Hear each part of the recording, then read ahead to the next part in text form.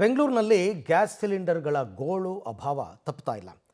ಈ ಅಭಾವವನ್ನೇ ಎನ್ಕ್ಯಾಶ್ ಮಾಡಿಕೊಂಡಿರ್ತಕ್ಕಂಥ ಏಜೆನ್ಸಿಗಳು ಬ್ಲ್ಯಾಕ್ನಲ್ಲಿ 6ರಿಂದ 8 ಸಾವಿರಕ್ಕೆ ಒಂದು ಸಿಲಿಂಡರ್ನ ಮಾರಾಟ ಮಾಡ್ತಾ ಇದ್ದಾರೆ. ಒಂದು ಕಮರ್ಷಿಯಲ್ ಸಿಲಿಂಡ್ರು 8,000 ರೂಪಾಯಿ. ಈ ಅಕ್ರಮವನ್ನು ಪತ್ತೆ ಹಚ್ಚಬೇಕಾದ ಸರ್ಕಾರ ಈಗ ಸೈಲೆಂಟ್ ಆಗಿದೆ. ಈ ಕುರಿತಂತೆ ಒಂದು ರಿಪೋರ್ಟ್ ಇದೆ, ನೋಡ. ಮದುವೆ ಮಂಟಪಗಳಿಗೂ ಗ್ಯಾಸ್ ಟ್ರಬಲ್. ಸಿಲಿಂಡರ್ ಸಿಗದೆ ಕೇಟರಿಂಗ್ ಸಿಬ್ಬಂದಿ ವಿಲವಿಲ. ದುಬಾರಿ ಹಣ ಕೊಟ್ಟು ಸಿಲಿಂಡರ್ಗಳ ಖರೀದಿ. ಬೆಂಗಳೂರಿನಲ್ಲಿ ವಾಣಿಜ್ಯ ಬಳಕೆಯ ಸಿಲಿಂಡರ್ಗಳ ಅಭಾವ ತೀವ್ರಗೊಂಡಿದೆ.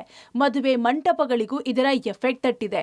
ಮದುವೆಗೆ ಅಡುಗೆ ತಯಾರಿ ಮಾಡುವ ಕೇಟರಿಂಗ್ ಸಿಬ್ಬಂದಿಗೆ ಸಿಲಿಂಡರ್ಗಳು ಸಿಗದ ಹಿನ್ನೆಲೆ ಪರದಾಡ್ತಿದ್ದಾರೆ. ದುಬಾರಿ ಬೆಲೆಗೆ ಸಿಲಿಂಡರ್ ಖರೀದಿಸಿ ಅಡುಗೆ ತಯಾರಿಸುತ್ತಿದ್ದಾರೆ.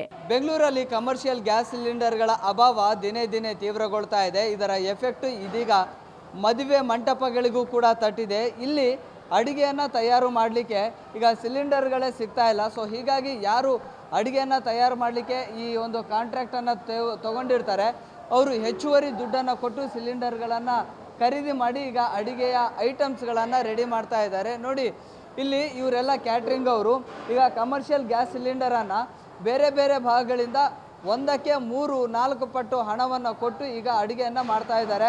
ಸೊ ಈಗ ಅವರಿಗೆ ಈ ಮದುವೆಯ ಆರ್ಡರನ್ನು ಪಡೆದ ಬಳಿಕ ಅವರಿಗೆ ಮಾಡಿ ಕೊಡಲೇಬೇಕು, ಅದು ಅನಿವಾರ್ಯತೆ ಕೂಡ ಹೌದು. ಸೊ ಹೀಗಿರುವಂಥ ಸಂದರ್ಭದಲ್ಲಿ ಯಾವುದು ಕೂಡ ಸಿಲಿಂಡರ್ಗಳು ಸಿಗ್ತಾ ಇಲ್ಲ. ಸೊ ಎಲ್ಲೆಲ್ಲಿ ಸಿಗುತ್ತೆ ಬ್ಲಾಕ್ ಮಾರ್ಕೆಟಲ್ಲಿ ಅಲ್ಲಿ ಖರೀದಿಯನ್ನು ಮಾಡಿಕೊಂಡು ಈಗ ಮದುವೆ ಮನೆಗಳಿಗೆ ಊಟವನ್ನು ತಯಾರು ಮಾಡುವಂಥ ಕೆಲಸ ಕೂಡ ಆಗ್ತಾ ಇದೆ. ಸೊ ಇದರ ಹಿಂದೆ ಸುಮಾರು ಅವರ ಸಿಬ್ಬಂದಿಗಳನ್ನು ಕೂಡ ಕೆಲಸಕ್ಕೆ ಅಂತ ನಿಯೋಜನೆ ಮಾಡ್ಕೊಂಡಿರ್ತಾರೆ. ಹೆಚ್ಚುವರಿ ಸಿಲಿಂಡರ್ಗಳ ಖರೀದಿಗೆ ದುಡ್ಡನ್ನು ಕೊಡ್ತಾರೆ. ಸೊ ಅದೆಲ್ಲವನ್ನು ಕೂಡ ಹೆಚ್ಚೆಚ್ಚು ಹಣವನ್ನು ಕೊಟ್ಟು ಊಟದ ವ್ಯವಸ್ಥೆಗಳನ್ನು ಕೂಡ ಮಾಡ್ತಾರೆ. ಒಂದು ಸಿಲಿಂಡರ್ಗೆ 6ರಿಂದ 8 ಸಾವಿರ ಹಣ ಕೊಡ್ತಿದ್ದಾರೆ.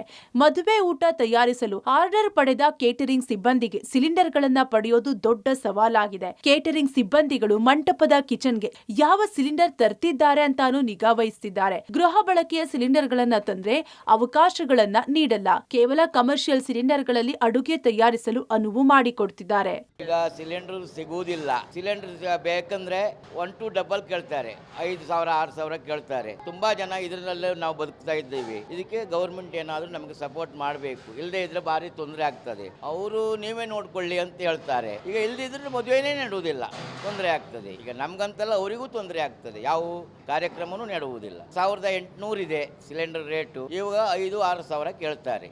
ಅದು ನಮ್ಗೆ ವರ್ಕೌಟ್ ಆಗೋದಿಲ್ಲ. ಅದು ತಂದು ನಮಗೆ ಜನ ಕೂಲಿಗಾರನ ಹಾಕೊಂಡು ನಮ್ಗೆ ಅದನ್ನು ನಡೆಸಲಿಕ್ಕೆ ಆಗೋದಿಲ್ಲ. ನಾವು ಪರಿಚಯದ ಹತ್ರ ಕೇಳಿದರೆ ಹಿಂಗೆ ಕೇಳ್ತಾರೆ, 5,000 6,000 ಕೇಳ್ತಾರೆ. ಬಿಲ್ಲೇನೂ ಕೊಡುವುದಿಲ್ಲ ಅವರು. ಸರ್, ಇನ್ನೂ ಸಿಲಿಂಡರ್ಗಳು ಎಲ್ಲೂ ಸಿಗ್ತಾ ಇಲ್ಲ. ಕ್ಯಾಟ್ರಿಂಗ್ ಅವ್ರಿಗೆ ಹೇಳಿದ್ದೀವಿ, ಅವರೇ ತೊಗೊಂಬರ್ತಾ ಇದ್ದಾರೆ. ಇನ್ನೊಂದು ಪ್ಲಸ್ ಪಾಯಿಂಟ್ ಏನಂದರೆ ನಾವು ಡೊಮೆಸ್ಟಿಕ್ ಇಲ್ಲಿ ಅಲೋ ಮಾಡೋದೇ ಇಲ್ಲ. ಕಂಪಲ್ಸರಿ ಕಮರ್ಷಿಯಲ್, ಬೇರೆ ಯಾವುದು ಅಲೋ ಮಾಡಲ್ಲ. ಅದರಿಂದ ಅವ್ರಿಗೆ ಹೇಳಿದ್ದೀವಿ, ಅವ್ರು ತೊಗೊಂಬರ್ತಾ ಇದ್ದಾರೆ. ಕಮರ್ಷಿಯಲ್ಲೇ ಮಾಡ್ತಾ ಇರೋದು. ಯಾಕಂದರೆ ಫುಡ್ ಡಿಪಾರ್ಟ್ಮೆಂಟ್ ಅವಾಗ ಚೆಕಿಂಗ್ ಮಾಡ್ತಾ ಇರ್ತಾರೆ.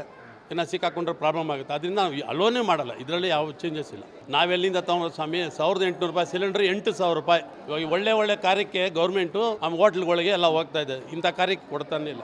ನಿಗದಿತ ಪ್ರಮಾಣದಲ್ಲಿ ಸಿಲಿಂಡರ್ ಬಳಕೆ ಮಾಡ್ತಿದ್ದಾರೆ.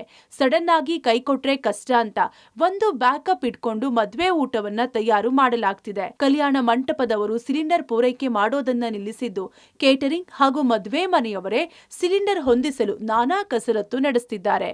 Prakash, public TV, Bengaluru.